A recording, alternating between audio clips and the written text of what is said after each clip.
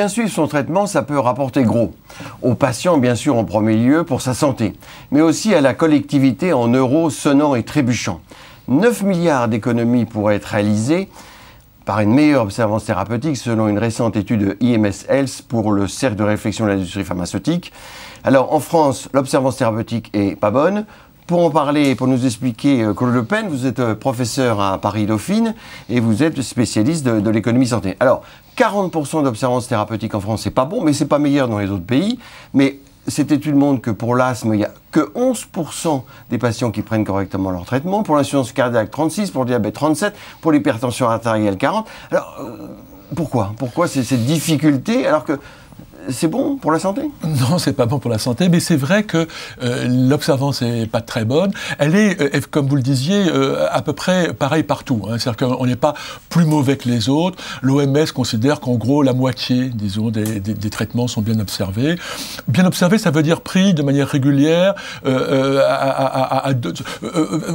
pris selon, disons, la prescription du médecin. Alors, il y a des patients qui peuvent prendre la moitié de la dose, ou qui peuvent se soigner de temps en temps, etc. Bon, c'est en fait une mauvaise observance. Mais globalement, c'est pas bon. Alors, mais globalement, c'est pas pourquoi bon. Et surtout, évidemment, très rapidement, comment améliorer? Oui, alors parce que ça fait des années qu'on en parle. L'impression que personne ne fait rien, le pouvoir public, l'industrie pharmaceutique. Parce que c'est assez compliqué. Alors, il y a 3 types de facteurs qui, je crois, expliquent cette mauvaise observance. Le premier tient à la relation avec la maladie. Si vous voulez, les gens n'aiment pas être rappelés qu'ils sont malades et qu'il y a quelquefois, c'est un échappement. Ne pas prendre son traitement, c'est oublier qu'on est malade. On est peut-être un peu rappelé un petit peu. Un déni. Et ça n'a rien à voir avec la gravité de la pathologie. Hein. C'est-à-dire qu'on ne peut ne pas observer son traitement dans des pathologies très graves. L'infarctus du myocarde, ou même le HIV, même ou les greffes. Ou dans les greffes, le traitement immunosuppresseur qui est très important peut ne pas être observé. Donc ça n'a rien à voir avec la gravité, c'est plutôt l'idée que... le déni, premièrement. Deuxièmement, la relation, la compréhension de la maladie, la croyance dans le traitement, tout ça étant dépendant fortement de la relation qu'on a avec le médecin et le pharmacien. Les solutions après. Et troisièmement, le produit lui-même, qui peut être difficile à prendre, qui peut entraîner des effets secondaires. Oui, mais enfin quand même, il y a des traitements qui restent un petit peu exigeants. C'est vrai que là, c'est un domaine où les laboratoires peuvent amener, disons, une petite amélioration galénique. Alors comment faire un bon? Alors, est-ce que c'est possible d'abord, ou est-ce que c'est illusoire? Non, je pense que c'est possible. En tout cas, il faut le faire, parce que c'est vraiment une ressource perdue que d'acheter des traitements, de ne pas les prendre, de ne pas suivre, ou de ne pas les acheter, mais ce qui fait qu'on n'est pas traité et qu'on a des complications et que la maladie suit son cours au lieu d'être arrêté. 3 mesures. Une première mesure, c'est, je pense, essentiellement à travers l'éducation et la qualité de la relation médecin-malade. Partout où le médecin qui doit faire cette éducation. Le médecin et le pharmacien, parce qu'ils sont le médecin pharmacien. Oui. Partout où on explique aux patients le traitement, on prend le temps de démontrer le mécanisme d'action des médicaments, où le médecin, le patient a l'impression de participer à la décision thérapeutique. Toutes les études sociologiques montrent que ça améliore l'observance. L'observance est mauvaise quand ça tombe du ciel, faites ça, dans un modèle assez impératif. C'est comme dans l'entreprise, il faut que le patient s'approprie... Il faut que le patient s'approprie la maladie et son traitement, et l'espoir, qu'il y croit, qu'il pense que ça va l'améliorer, et que c'est mieux de se traiter que de ne pas se traiter. Éducation thérapeutique, on va appeler ça comme ça. Deuxièmement, le suivi, le rappel. Il peut y avoir, à partir du moment où on adhère au traitement, on peut avoir ensuite des dispositifs. Alors on pense beaucoup aux dispositifs connectés, aux SMS, etc. Et ça marche. Mais pour que ça marche, il faut qu'il y ait d'abord l'adhésion au traitement.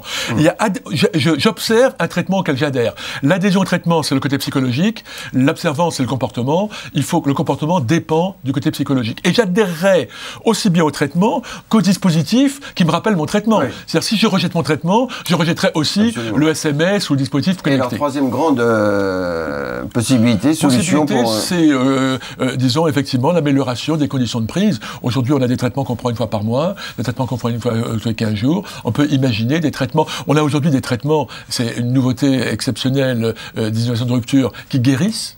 qui font qu'on ne passe pas d'une maladie chronique, d'une maladie aiguë à une maladie chronique, Hépatite, mais par le fameux problème de l'hépatite. Avec un médicament très cher. Avec un médicament très cher, mais dont l'observance, qui est facile à observer, puisque c'est très court, et qui, effectivement, a l'intérêt d'arrêter tout traitement continu à vie après. Donc voilà, mais je pense quand même, essentiellement... Vous êtes positif sur ça. C'est possible. Essentiellement, c'est de comprendre que l'observance, c'est une manière pour le patient de s'approprier sa maladie. Il faut qu'il coopère et qu'il rentre dans ce système. Alors, ça peut rapporter gros aussi pour l'industrie pharmaceutique. Alors, pourquoi l'industrie pharmaceutique ne fait pas plus pour l'observance? Parce que si on passe de 40% à 80%, pas tout c'est possible, ça double le chiffre d'affaires de l'industrie. Contrairement à ce qu'on dit et à ce qu'on pense, elle est parfois gênée de rentrer sur ces terrains-là, parce qu'on va l'accuser... communiquer directement vers le patient. D'abord, elle ne peut pas, et ensuite on va l'accuser de vouloir vendre des boîtes, etc. Elle est assez... contrairement à l'image qu'on en a, il y a des enjeux... Et de développement économique. Mais vous savez, il y a aussi un enjeu important à ne pas prendre le traitement. Aucun industriel n'a intérêt à mettre des médicaments que les patients ne mangent pas, ne prennent pas.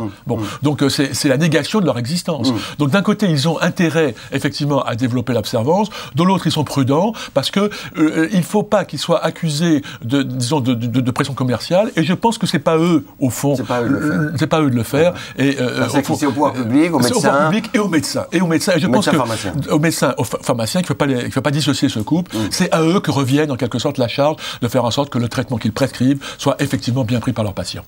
Merci beaucoup, Claude Le Pen.